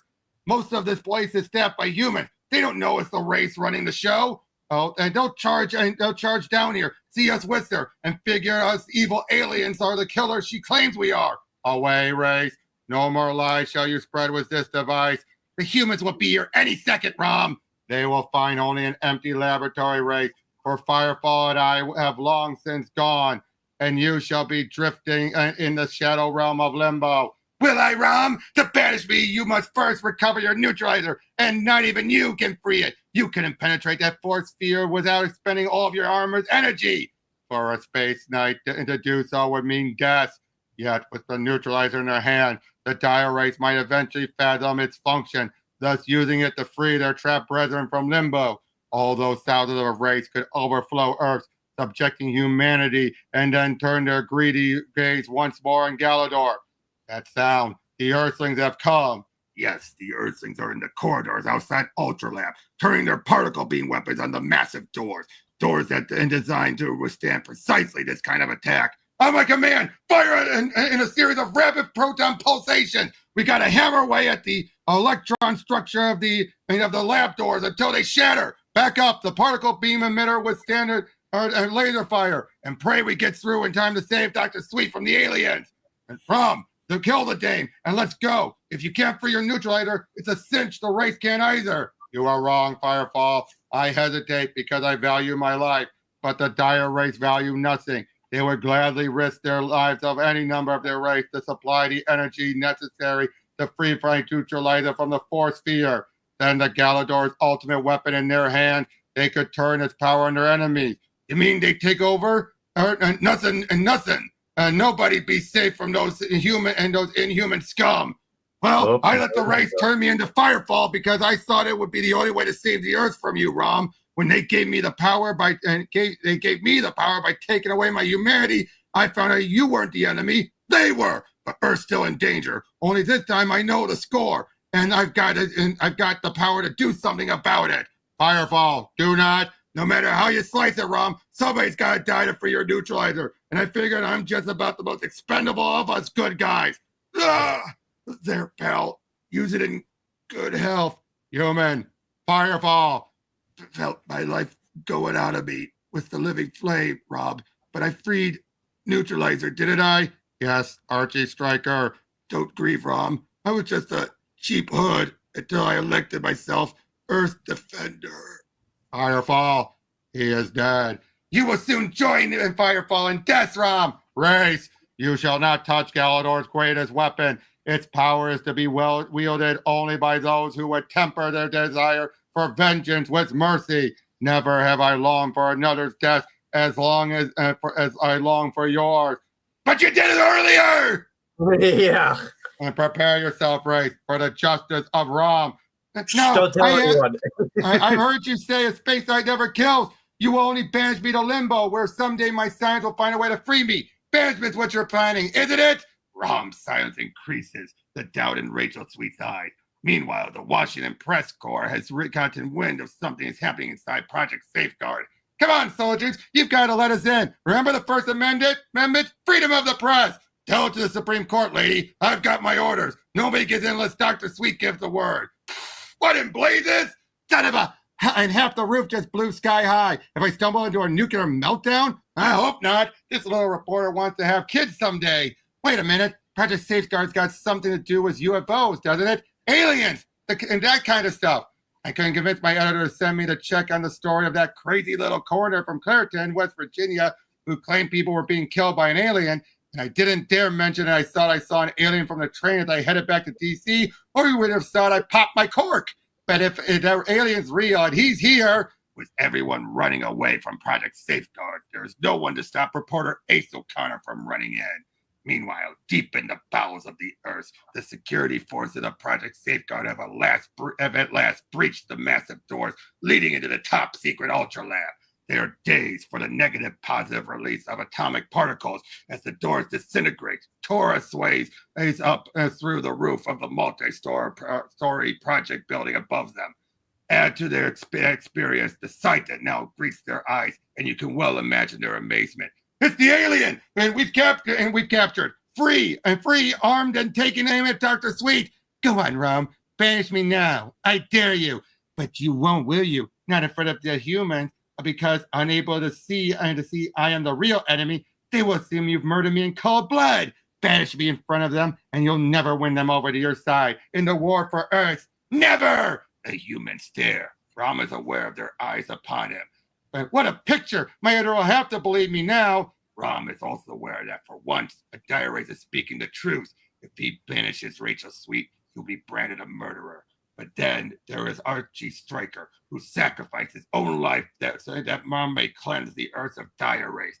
The Firefall armor lies lifeless. 2 men, this human and Karis, Rom's Galadorian friend, have died wearing it in the defense of innocent lives. The choice of then is made on the basis of friendship. Rom, you fool! No! Yeah! The dimensional doors to Limbo yawn wide to receive yet another Dire Wraith. Then Rom faces his accuser. I have rid Earth of an enemy to my world and to yours. If you will not believe me, then come. Rom is ready for you all. Bring it on. Oh, Jack of Hearts! Oh. Obscure Avenger. And this is last issue. Okay. I'm ready. This is good. All right. Yep. The Going out the bank. A top secret training camp in the Maryland woods is shared by various government security agencies. Here, agents of the Federal Bureau of Investigation, the Central Intelligence Agency, Project Safeguard, and the Supreme and Headquarters International Espionage Law Enforcement Division come to be tutored in their trade. But few possess as much power as the young super agent, the Jack of Hearts. His body bursts with raw energy and energy contained by his armor, energy released only through his hands. At full speed, he goes into a power dive, driving himself down and through deadly radiation rings. The slightest miscalculation, the slightest deviation from its course could mean instant death. 2 seconds elapse, and he leaves the radiation rings behind. 2 seconds more pass as he outmaneuvers a flock of missiles locked into his energy emission. Although another 5 seconds, and he threads his way through a maze of lethal laser beams. A piece of cake, Martins. Can't S.H.I.E.L.D. come up with a tougher workout? Don't be so cocky, Master Hart. You're not through the death run yet. Martins is Jack Hart's butler. Ordinarily, it would be inappropriate for him to rebuke his master, but then he is far more than a mere servant. He is also the agent and the S.H.I.E.L.D. radiologist assigned to study and evaluate the powers of the Jack of Hearts. What's more, he's the one who programmed the diverse dangers of this obstacle course, called the Death Run. Tiny flying saucers attacking me! Martin's gotta be kidding. Yow! Each one is firing on a different type of ray blast. Individually, they don't amount to much, but their cumulative effort could pierce my armor. I can't have that. This chainmail body stocking is the only thing containing the awesome force locked within my cells. If they escape, I probably die, and I certainly take a sizable chunk of Maryland with me. Strategy is what needed now. The saucers are programmed to coordinate their flight pattern so that they all converge on their target at once. Only someone with a computer brain like mine can follow and plot their course. In time to put in on a last-second burst of speed that should leave the saucers to pile into each other in the airspace I no longer occupy. Excellent timing, Master Hart. You've completed the entire death run in under 10 seconds. A record. But when am I going to see some real action, Martins? S.H.I.E.L.D's had me on hold for months now. I don't have much time left, you know. Major and Martin, we've just received a priority alert, sir, from Project Safeguard. The Alien Alert Agency in Washington, D.C. Get back to your shortwave and radio them that help is on the way. I'm not authorized to take orders from anyone but Major Martins. My card. It's a Jack of Hearts. Major Martin. Who the heck is he? A young man out to make a name for himself before the radiation poisoning, which is already dead in half his body, kills him. Ooh. Hundreds of miles. Okay, summarizing all that happened. Dr. Yep. Sweet, dead, disintegrated. Before she died, I heard her say that the alien had killed her assistant, Dr. Daedalus, too. This is the scoop of the century. Careful, man. There's no telling what that metal monster will do. Among the security forces, the journalist A.C. Ace O'Connor, a reporter for the Washington Weekly News. Project Safeguard was always rumored to be a center for an alien studies, close encounters, and that sort of stuff. Now they seem to have stumbled onto a live extraterrestrial, and he just literally knocking them dead. Hey, I wonder if this is the same alien I heard about before, the one who's supposed to have slain a half dozen people in Clairton, West Virginia. As the reporter contemplates Rom, he is in turn contemplating the remains of a friend. Firefall. Summarizing that again. Archie Stryker understood the threats the Dire Wraiths posed to his planet, and he died that I might live, armed with the power to rid Earth of their evils. Firefall understood what you are too, and what you are too blind to see, that the Dire Wraiths hide among you, directing your actions. You are but a planet of pawns in their game of universal domination, and I will fight them regardless of how my actions appear to you. Surround him! Keep him covered with your laser rifles! Watch it! His weapon's starting to glow! The reek of alien evil is strong in this place. If I sweep the room with my neutralizer, all the race in it would be banished to limbo, but the humans would be killed. Thus, I return the neutralizer to subspace, summoning in its stead my energy analyzer. Its ray will reveal to my cyborg eyes those who are natives of this planet Earth and those whose purpose is merely to plunder it. He's turning his death ray on us. He means to kill us all. Bathed in the crimson glow of Rom's energy analyzer, the humans on Project Safeguard Security Force cower in terror, while the Dire Wraiths stand stripped of their human disguise. The space guys have discovered us. He will summon forth his neutralizer again. Correct, Wraith. There is no disguise which can hide you from my wrath. Prepare to join your brethren in limbo. No, the cold nothingness. And they're dying. The alien's vaporizing them, and I can't do anything but film it. A half dozen men reduce the heaps of ash in an instant. Bring on the particle beam cannons. They helped us blast our way into Ultralab. Maybe they'll have some effect on the alien. They better, or we don't stand a chance. Designed by the departed Dr. Rachel Sweet, using Dire Wraiths super science, the particle beam cannons were meant to serve as the weapons in the Dire Wraiths scheme to conquer Earth. Now in the hands of humans, they emit a steady stream of proton pulsations, sequenced to disrupt the molecular structure of metals. Ironic, isn't it, that the unsuspecting Earthlings would turn a race weapon against someone who has traveled light years to save us from the race? Humans, you have gone too far. He's walking right into the beams. Something's happening to his weapon. It's disappearing. I have already warned you that my neutralizer would kill any true human it was turned upon. I will not murder those who I have come to save, yet neither shall I allow misguided humanity to kill me. Either the human guards don't believe Rom, or they are unable to hear his words over the madness of the struggle. Maybe the particle beam destroyed his weapon. He's unarmed. Now's our chance to subdue the robot. I am no robot. I am a cyborg. Oh yeah, that's gonna work. I know, a combination of man and machine.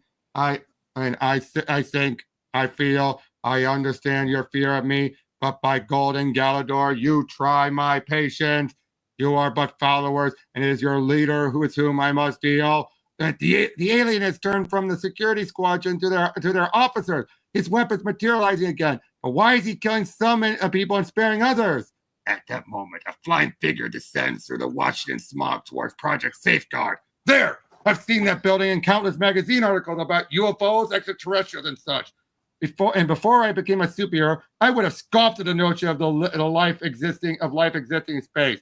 Then after the accident in my father's lab that made me what I am, I encountered alien life forms in the flesh. When Iron Man and I fought in the war in outer space. Those were the days. Halt! Who goes there? Holy Hannah! Sorry to startle you, boy. Check with S.H.I.E.L.D. for my security clearance. Here's my calling card. A Jack of Hearts? I'm soaring inside. I love that calling card. It's like the Joker card. I know. Yeah. I know. Soaring inside Project Safeguard, the Jack of Hearts follows a trail of alarms to Ultralab. Sounds like a good place to begin investigating. No access? Whoever designed these titanium steel doors never expected them to have to stand up to the Jack of Hearts. Hand glowing, he steps through the smoldering slag and into Ultralab. Two security officers fleeing in terror. From what? Rom summoning his neutralizer once more. He knows what we really are. Flee! Flee! Rom, there is nowhere you can run, Wraith. Nowhere you can hide from the vengeance of the champion of Galador. The neutralizer drives the Wraith screaming from their human disguises through a gaping dimensional rift and into shadowy limbo. But all the human eyes of the Jack of Hearts see is the ashen remains of two security officers he assumed were fellow Earthmen. Disintegrated, vaporized by a weapon the likes of which has never been seen on Earth. You stinking alien murderer! I don't know who you are or where you come from, but nothing will save you from the fury of the Jack of Hearts! And you're intact! I poured enough power into that energy burst to have shredded steel, and yet you're still alive? My cyborg circuits scream with the pain he has caused me. Is my attacker some product of race science, or must my estimate of human capabilities be revised? The aliens under attack by some kind of superhero, the aliens under attack by some kind of superhero, like the ones I've read about and seen on TV. Who is he? Does he stand a chance against the alien? Don't bother getting up, Metal Man. You won't be on your feet long enough for it to matter. Nothing I've seen on Earth's inhabitants thus far would have led me to suspect that one of them could possess powers enough to fell a space knight.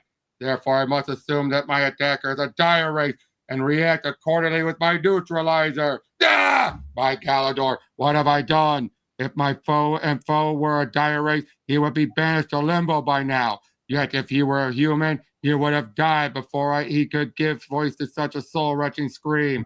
Already he recovered. I must turn my energy analyzer upon him and ascertain what manner of being he is. What's the alien doing to him? I don't know, but the kid's glowing brighter than the sun. Jack of Hearts is rising, and the alien's new weapon doesn't seem to have harmed him. I wonder what it's supposed to do. If Ace could see what the analyzers revealed to Rom, she would not see Jack of Hearts as a normal human being with muscles and a skeletal structure. Instead, she would see energy. Their use is human, but his body is composed of pure, incredible, explosive energy. My neutralizer nearly killed him by doing for which it was named. Neutralize his powers. What's the matter, spaceman? Shoot all your stuff on the first assault? This weapon doesn't hurt me. I can't even feel it. This is because the energy analyzer is not a weapon, but a means of gathering information. It has shown me that I dare not use my neutralizer against the human again, lest I take his life. Yet, if I don't defend myself, he may have the power to destroy me. You are neither a Dire Wraith, nor are you like a fellow human. I'm the Jack of Hearts, and your first encounter with me will be your last. Returning his analyzer to subspace, Rom prepares to meet this new assault. They grapple, hands blazing, with energies lock in mortal combat with hands of cool cyborg steel. It is Rom who breaks away. His fingers have burned marks into my armor, armored as it has withstood the fires of countless stars. The only weapon I have to fight him would kill him, and I have sworn never to take an innocent life in my war against the race. What does it take to kill you, alien? What? Power such as yours, young one, but I cannot allow you to discover that. I have regained my neutralizer, cleanse Project Safeguard of those Dire Wraiths I found here. There is no real reason to stay and fight the human. Why wage a battle that can only end the death of one or both of us? So you can fly, alien? You could have the wings of an angel and still never escape me. And go get him, kid. We're rooting for you. An Earth super savior. I can see the headlight now. Streaking ahead of his pursuer, Earth's Galadorian guardian cuts a silver swathe through the labyrinth at his Project Safeguard. Below him, humans act in accordance with the established alert procedures, destroying sensitive papers prior to evacuation. Something is flying out of Ultralab. Human, I have done my best to avoid fighting you, but you leave me no choice. Spaceman, I've had things thrown at me by no less as a mass of muscles and the Incredible Hulk. If I could come unscathed out of a battle with the Green Goliath, I could certainly survive a fight with you. Oh, that Xerox machine almost smashed me. So you speaks of yet another human with awesome powers. Can it be my quest was unnecessary? Can Earth possess champions of her own capable of protecting her against the Dire Wraiths? Let's see how you stand up to a total release of energy, every iota of energy at my command. My energy analyzer revealed that the youth's armor contains his awesome power, probably to keep him from endangering his fellow humans.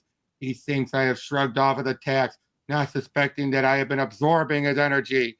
Yet there's a limit to what my armor can absorb. If it overloads, my circuits will shut themselves down. Should that happen, I would be helpless at the youth's mercy. And having seen me slay two of what he thought were his fellow humans, I doubt that he would be inclined to be merciful. That young superhero is holding his own, but the alien suddenly began to glow white hot. Does that mean the start of some new attack? You're faltering, alien. My last energy burst must have gone to you. It did. My overload signal is sounding the alarm. I must shed the excess energy I've absorbed or suffer a shutdown. Yet I dare not release it here, or I'll destroy the humans around us. This is it, alien. You're too deadly to take alive. Human, for your own sake, keep back. You're in no position to threaten me, killer. Your brashness betrays your youth. I am not trying to threaten you, only warn you. It is dangerous to be anywhere near me now, and the danger is of your own making. Can't you understand that? Or are all you humans unable to listen to reason?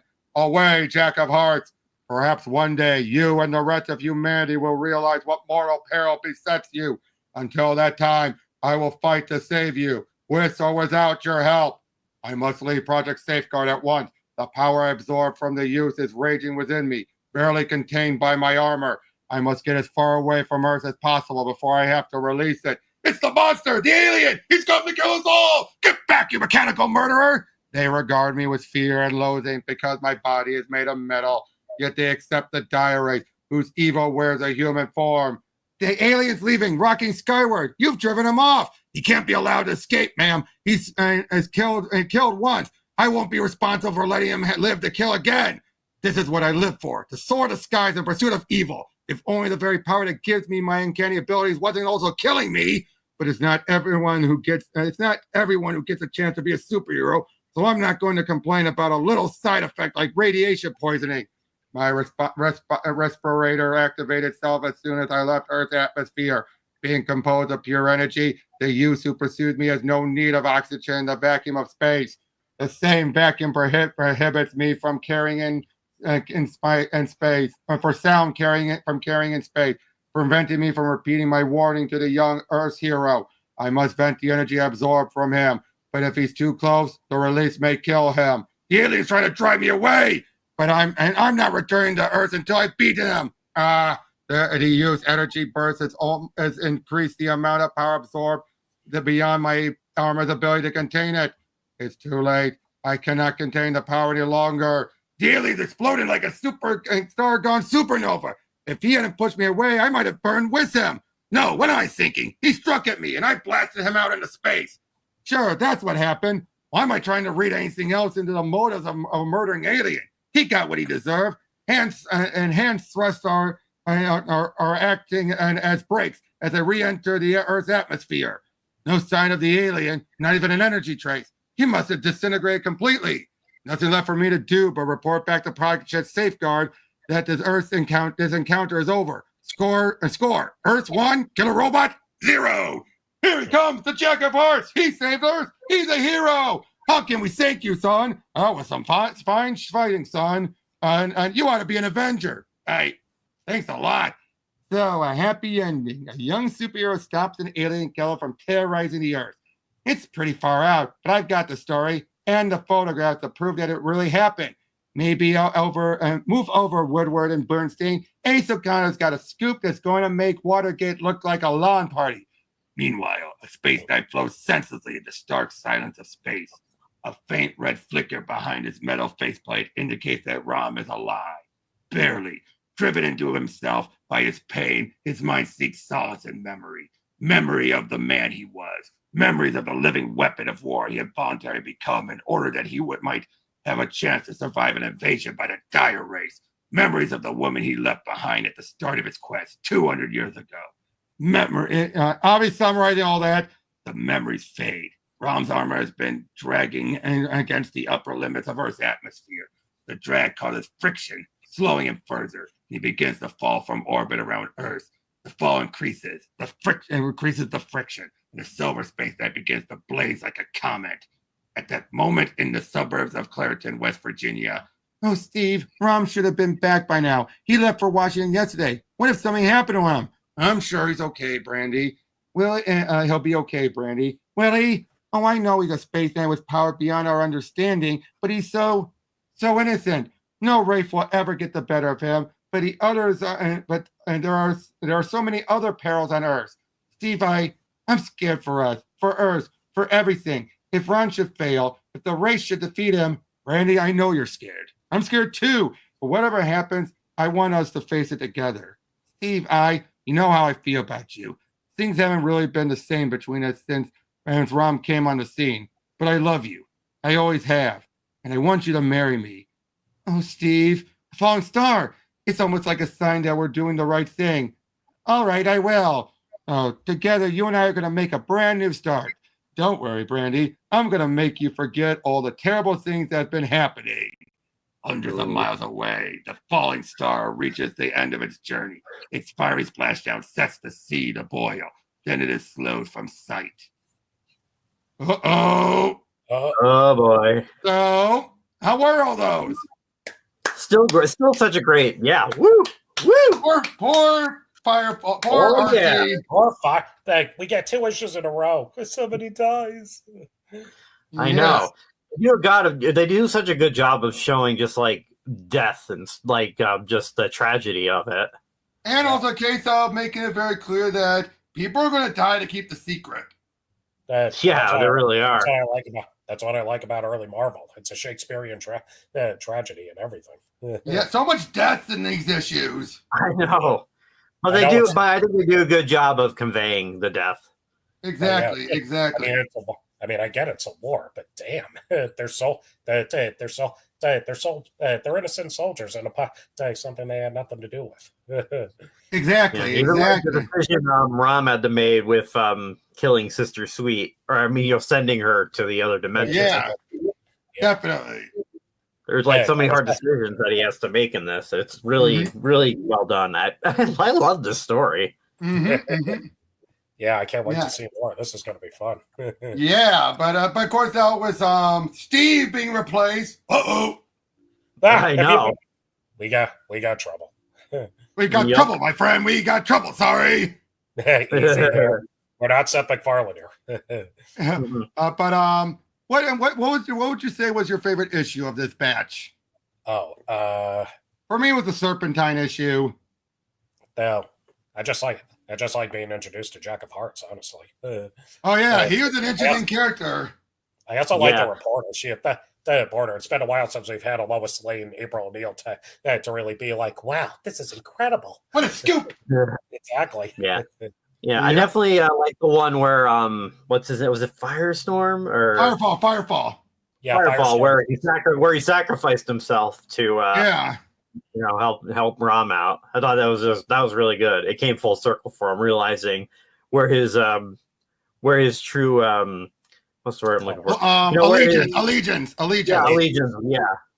Yeah. What needed to be done.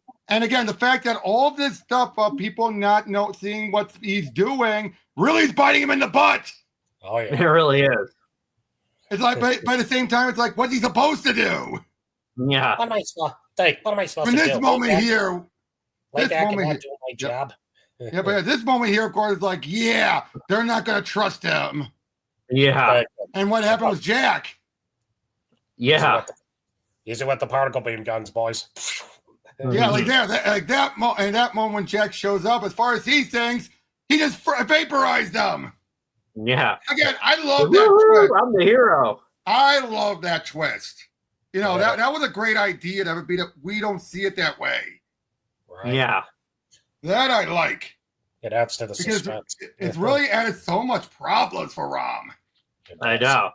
Stanley, I thought we weren't giving anybody enough problems. Right. Yeah. But yeah, because it's just another situation Rom has to get out of. It just builds and builds and builds, and it's like the odds are so against him. You're wondering how he's going to overcome it. And then the dialogue kicked up in the last few issues. Yeah, it really did.